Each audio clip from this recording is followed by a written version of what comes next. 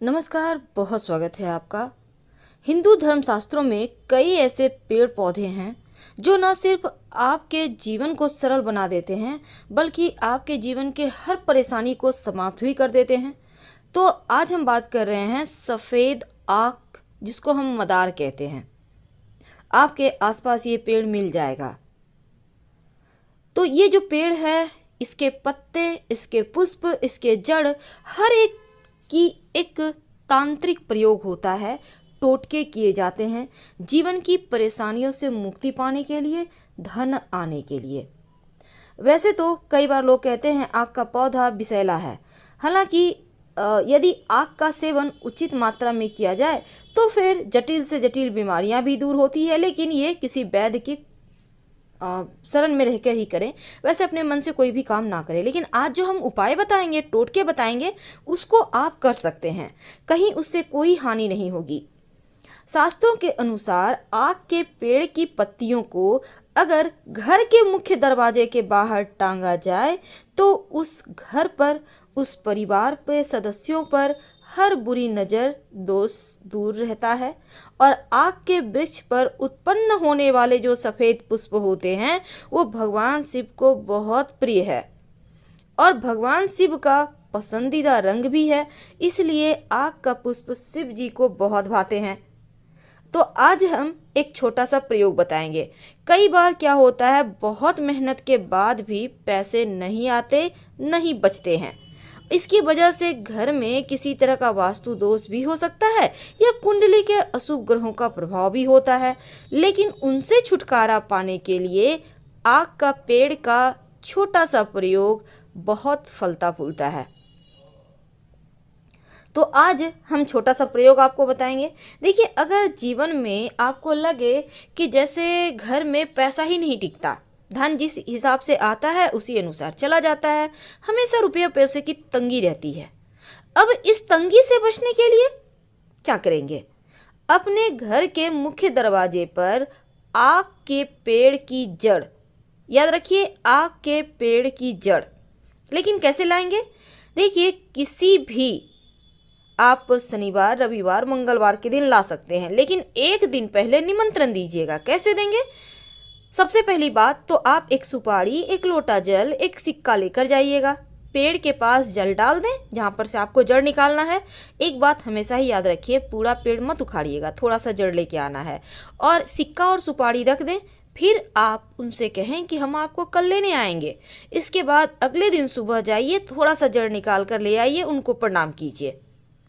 तो जब आक का पेड़ का जड़ आप ले आएं, तब नीले कपड़े यानी ब्लू कपड़ा में लपेट कर अपने घर के मुख्य दरवाजे पर टांग दें, लटका दें। ऐसा आप चाहे तो नीला धागा भी इस जड़ के ऊपर से बांध के लटका सकते हैं। नकारात्मक शक्तियां घर में प्रवेश नहीं करती, घर में सुख समृद्धि दिन दूनी रात चौगुनी बढ़ती चली जाती है। कई बार क्या होता है कि आपके घर में जैसे होती है माँ, बेटियां हैं, बहू हैं, बहुत दिन से शादी को हो गया है, संतान नहीं हो रहा है। तब ऐसे में रवि पुष्य नक्षत्र या गुरु पुष्य नक्षत्र के दिन आक के पेड़ का जड़ आप ले आइए और लाल, पहले तो जड़ लाकर आप शिव जी के मंदिर में जाइए, शिवलिंग पर एक लोटा जल अर्पित करें और इस जड़ को धो लीजिएगा पहले। इसके बाद शिवलिंग के ऊपर से 21 बार वार लें, सीधा वारना है, उल्टा नहीं। अब इसको लाल धागे के सहारे अपने कमर में बांध लें। शिव जी के आशीर्वाद से 3 महीने में ही खुशखबरी मिलेगी। तो एक छोटा सा प्रयोग है, इसको जरूर करें। अब हम बात करते हैं धन की। कई बार क्या होता है ना, आपके बरकत रुक जाती है, सारे काम बिगड़ने लगते हैं। तब एक छोटा सा काम करें, आक के पेड़ की जड़ थोड़ा सा ले आइए। अब लाकर गणेश जी के सामने रखें, धोकर रखिएगा। अब पूजा के बाद इस जड़ को अपनी तिजोरी में रख दें। जो भी धन की बाधाएं हैं ना, वो समाप्त हो जाएगी। वैसे सफ़ेद आक का ज़्यादा महत्व है क्योंकि इसका प्रयोग तंत्र विद्या में भी होता है। इसमें जो पुष्प होते हैं ना, अब देखिए जड़ से निकलने वाले जो दूध होते हैं वो भी बहुत सारे जीवन के परेशानियों को दूर करने वाले होते हैं। अगर शुभ मुहूर्त में, जैसा हमने कहा कि मंगलवार शनिवार के दिन ये प्रयोग करें तो ज़्यादा अच्छा है। वैसे एक छोटा सा काम आप कर सकते हैं। कई बार क्या होता है, धन की परेशानी ज़्यादा परेशान करती है, तब आपके जीवन के कष्टों को दूर करने के लिए आप नियमित रूप से हर सोमवार शिव जी यानी शिवलिंग पर जाप कर आप आक के पुष्प की माला बनाकर उनको पहनाएं तो आपके जीवन के दुख दूर हो जाते हैं। और अगर रवि पुष्य नक्षत्र में लाल कपड़े में लपेटकर आग का जड़ अपने धन के स्थान पे रखें या अपने घर में ही रख दें तो आपके घर में सुख शांति समृद्धि बढ़ती है। वैसे ये आप अपने घर में तिजोरी में भी रख सकते हैं, कोई दिक्कत नहीं है।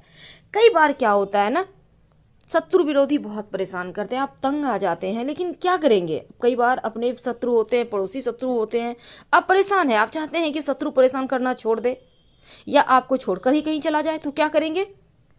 सफ़ेद आक का पौधा जहाँ पे है वहाँ पे जाइए, अब उसका एक पत्ता तोड़ लें, उस पत्ते पर आक के पौधे से निकलने वाला दूध के सहारे अपने शत्रु का नाम लिखिए और वहीं जो आप आक का पेड़ है ना, आक का पौधा, उसके जो जमीन है वहाँ पर, वहीं पर थोड़ा सा मिट्टी हटाकर इस पत्ते को दबा दें, आपका शत्रु शांत हो जाएगा। आप चाहें तो इसको जल में भी प्रवाहित कर सकते हैं अगर आपके आसपास वैसा स्थान है तब।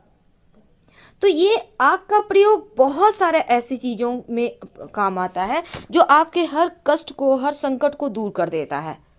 तो याद रखिएगा, शत्रु का जब नाम लिखिएगा ना तो दूध से ही लिखिएगा, उसी आग के पौधे के दूध से। थोड़ा सा आप पत्ता तोड़ेंगे तो उससे दूध निकलता है, अब उसी के सहारे आप लिखिए। अगर एक से ज़्यादा शत्रु हैं तो अलग अलग पत्ते पर हर शत्रु का नाम लिखें। यह प्रयोग आप किसी भी सोमवार, शनिवार, रविवार, मंगलवार के दिन कर सकते हैं तो आपको राहत मिलेगी। और शिव जी को आग का पुष्प तो विशेष प्रिय है। और अगर एक छोटा सा प्रयोग, कई बार होता है कि आपके घर में छोटे बच्चे हैं, उनको नज़र लग जाती है, अक्सर तबीयत खराब रहती है, तब क्या करेंगे, तब सफ़ेद जो आँख होता है ना पुष्प, इसके 11 पुष्प ले लें, उसको माला बना लें, बच्चे को पहना दे, आप देखिएगा नज़र दोष दूर हो जाएगा, रक्षा होगी। वैसे आपको पता होगा कि इस सफ़ेद आँख के पौधे की जड़ में 21 साल के बाद, यानी जो 21 साल पुराना पेड़ है उसके जड़ से गणेश जी की आकृति का कंद निकलता है और इस आकृति को अगर आप उनकी पूजा करें तो जीवन में रोग, शोक, दुख कुछ भी परेशान नहीं करता। वैसे तो आप जो सफ़ेद आँख है ना, अगर सफ़ेद आँख का जड़ अपने घर के मुख्य दरवाजे पर टांगते हैं या फिर आपको लगता है आपके घर में कोई व्यक्ति है जिसको किसी ने कुछ कर दिया है, कई बार ऐसा हो जाता है, तब सफ़ेद आँख का जड़ लाकर उस व्यक्ति को जो पीड़ित है उनके गले में पहना दें काले धागे के सहारे। वैसे सफ़ेद धागा भी चलेगा, दोनों में आपको जो इच्छा हो।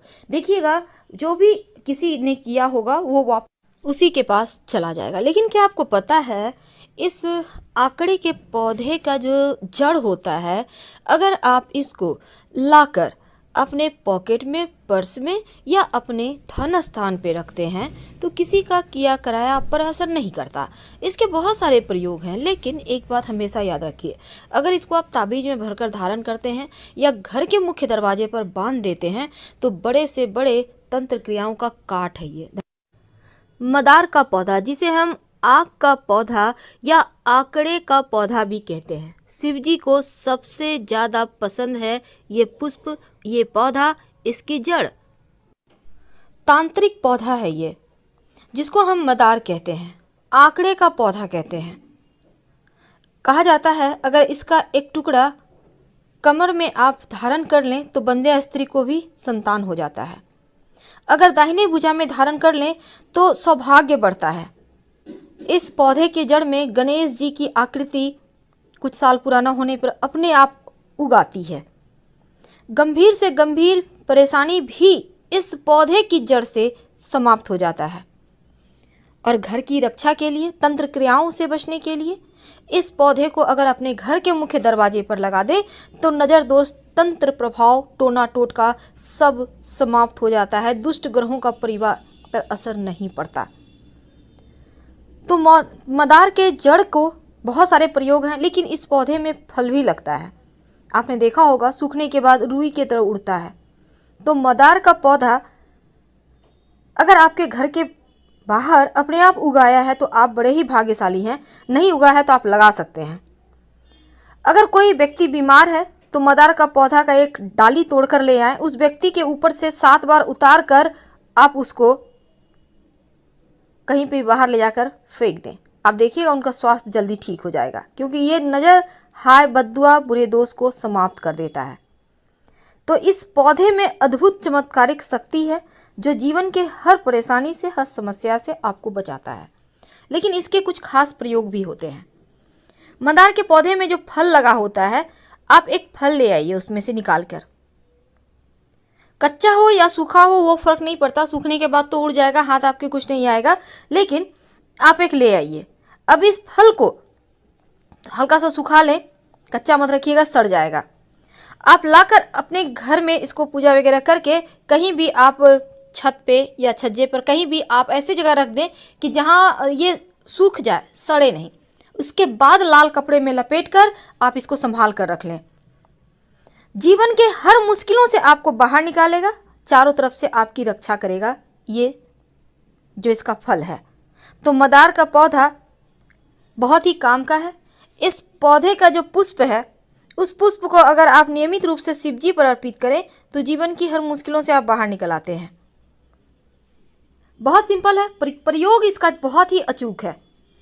अगर शत्रु विरोधी परेशान कर रहा है तो मदार के पौधे के पास जाएं किसी भी मंगलवार शनिवार को, कोई देखे नहीं टोके नहीं, इस बात का ध्यान रखिएगा। अगर सफ़ेद मदार हो तो ज़्यादा अच्छा। अब उस पेड़ के पास चले जाएं, पेड़ को प्रणाम करें, वहीं पर आप बैठ जाएं और बैठने के बाद मदार के पेड़ के पत्ता पहले तोड़ लें, फिर बैठिएगा। तो जितने शत्रु हैं उतना ही पत्ता तोड़ लें अलग अलग। अब पत्ते पर उसी मदार के जड़ जो दूध निकला है उसी से शत्रु का नाम लिखकर वहीं जड़ में दबा दें। और तो अगर एक शत्रु हो तो एक पत्ते पर ही आपको लिखना है, लेकिन एक से ज़्यादा शत्रु हो तो अलग अलग पत्ता व्यवहार करें।